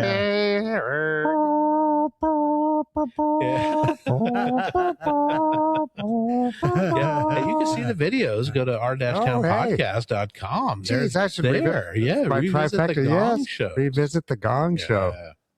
Nice. Boys, sharing is caring. Anything else we want to share tonight? Jeff, you got anything to share? Well, I had some good news. I had some good news today. Well, yesterday actually. Last episode I spoke about my cancer reoccurring, and I thought it was in my brain. I get the scan before I go in and see the oncologist. And so the scan shows like 3 millimeters of this, and I interpreted it as being cancer in my brain. And then I also have it in my stomach. But it turns out I went in and saw Dr. Hall today at Fred Hutch or yesterday. And he said, no, your brain's fine. And we high-fived and everything was great. Nice. Yeah. So that was a nice, I still have it in my small intestine, but I got this. I've done it already 3 times. I can do it a 4th. What's Dr. Hall want you to do? Well, right now we're talking about different protocols, right? There's pills, which are chemotherapy. And then there's immunotherapy, which is once a month. I go in and I have a infusion, surgery, but first going in with an endoscopy and going down in there and like plucking it out, double checking, and just checking to make sure what it is before we do any of that.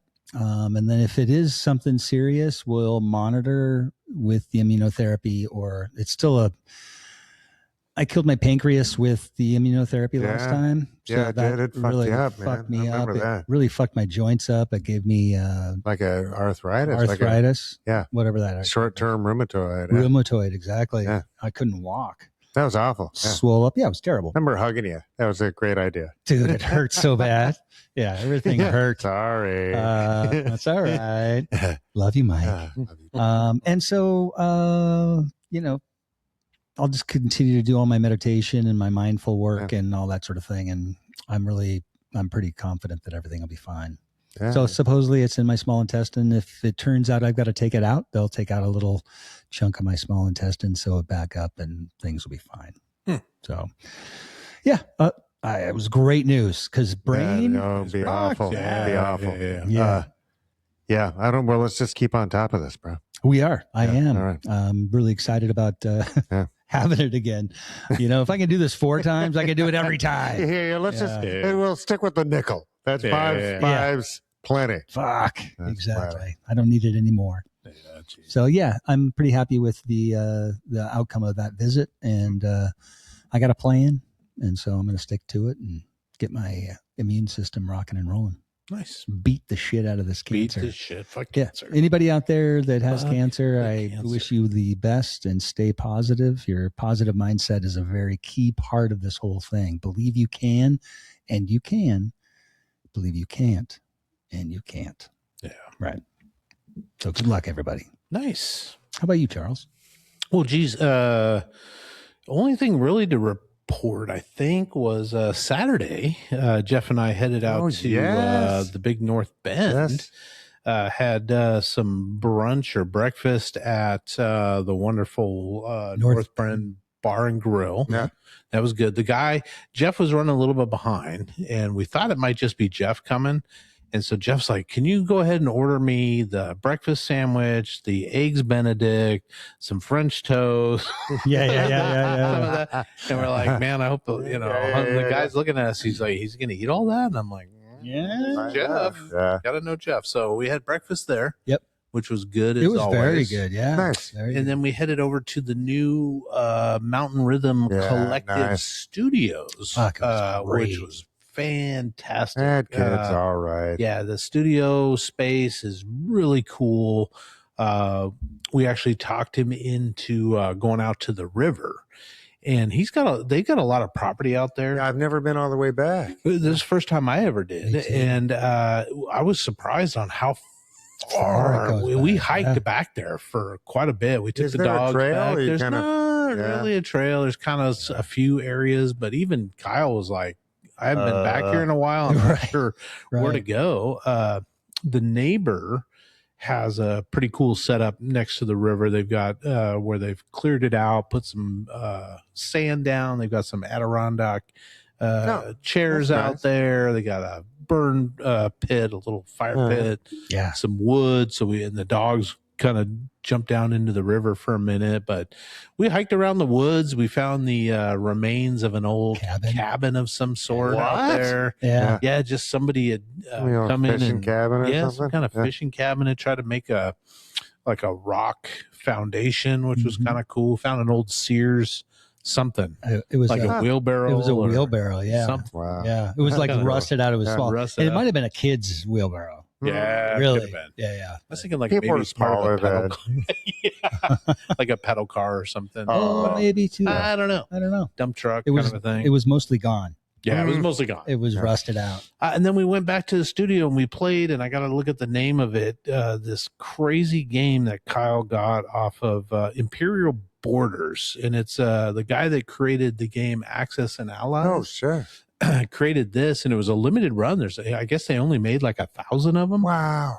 So Kyle's got one, and I swear the box was like, it was huge. It was a huge box. Oh my God. It was the most complicated game I've ever played in my life. It was fun. It was less complicated for me than Axis and Allies, because Kyle and I play those kind of games all the time. Right. But it was interesting. It's like strategy game. Yeah, it's like Risk on steroids. So that's a good analogy. Yeah, it was cool. We all got to be two different countries, and you either sue for peace or you go to battle.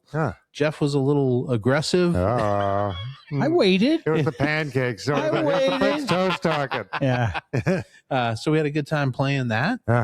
Made it through. We were out there quite a while, but such a beautiful location. Just a great location. Yeah, that view of Mount Si in his backyard. Yeah, that mountain is just so impressive. It's great.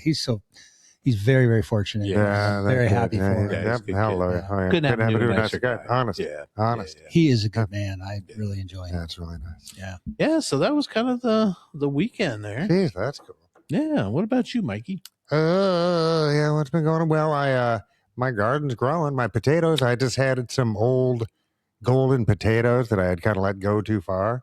Okay. And so I, cut them into little islets or whatever and plant them out. And I got 4 rows of golden potatoes sprouted. So see what happens. What kind of container do you have those in? They're in the backyard.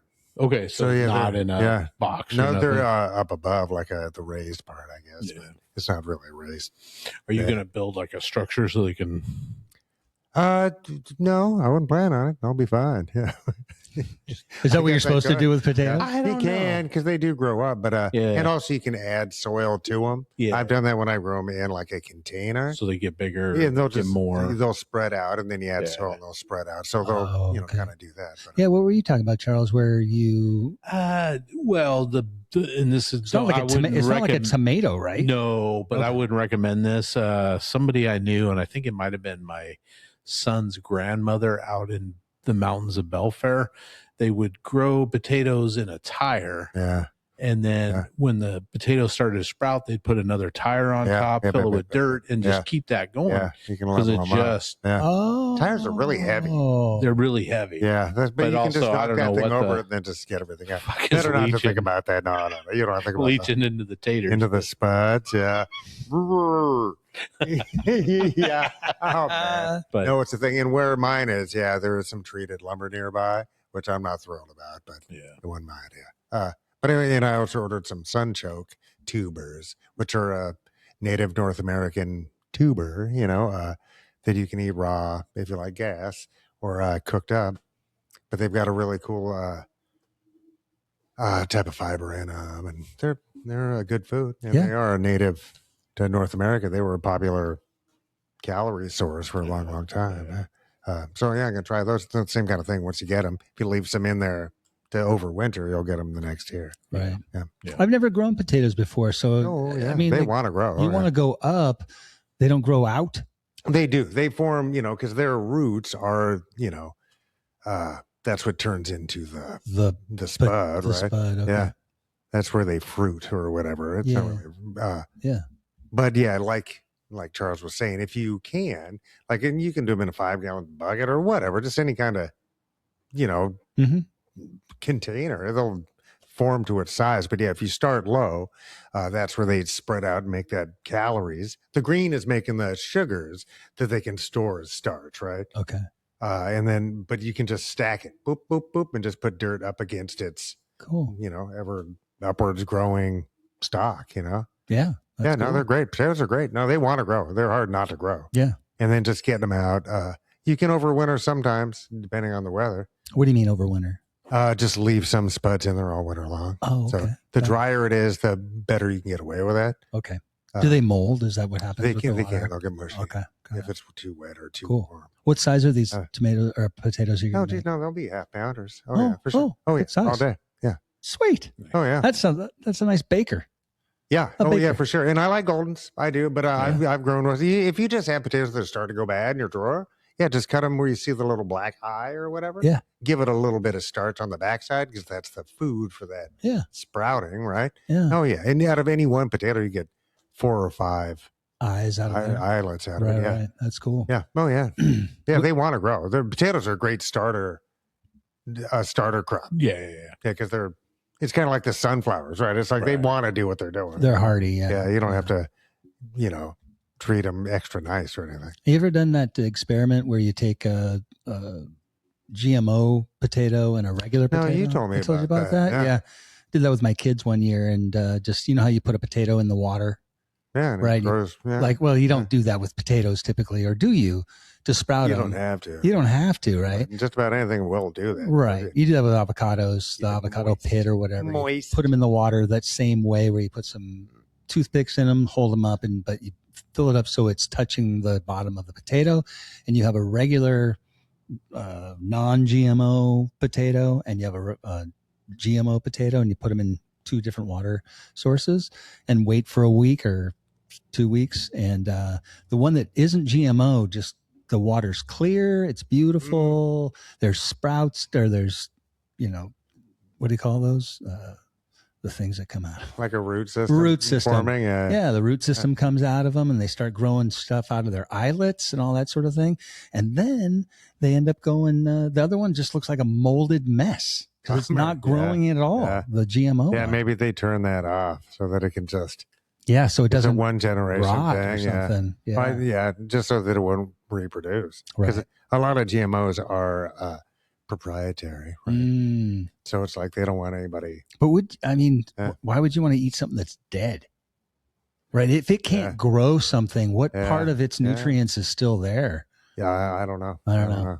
It's gross. It's a good experiment to do at home with your kids. Yeah, it'd be fine. Nice. Spuds. Sounds great. Spuds. Right on.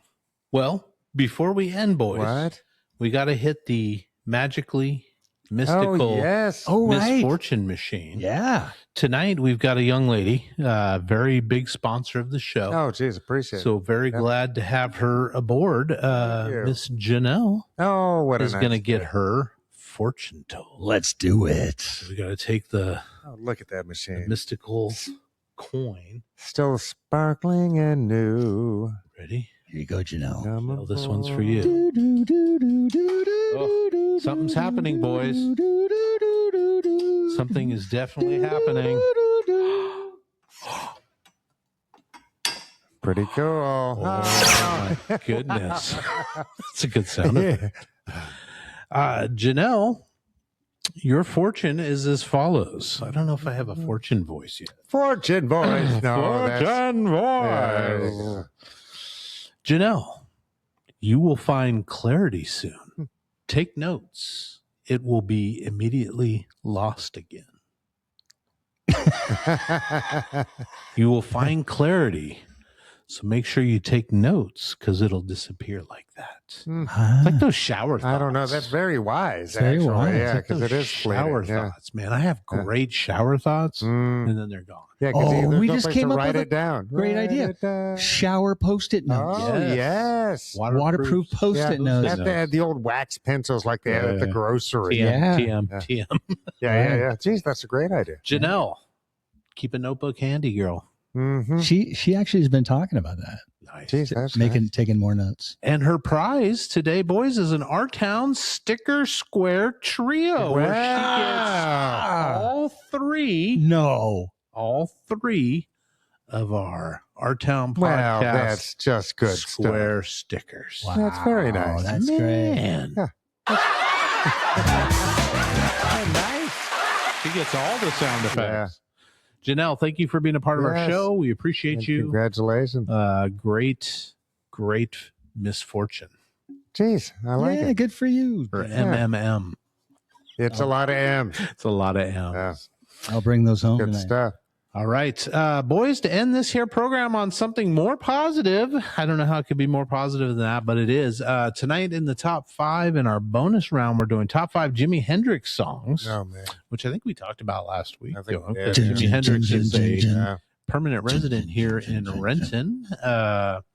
He once wrote or sang, I don't know if this is lyrics or just something he said, happiness is within you. So unlock the chains from your heart and let yourself grow like the sweet flower you are. I know the answer. Just spread your wings and set yourself free. Oh, come on. He wrote that? Yes. Jesus, what a great. Yeah, no, there's not a single thing wrong with that. No. So go to R-Town Podcast, go to the bonus round and sign up right now. It's $3 a month, $30 a year. Even more of us. Get that, more of us, or Yes. go to Patreon and you can find it there. So with that note, Yeah, thanks for being here. we love you guys.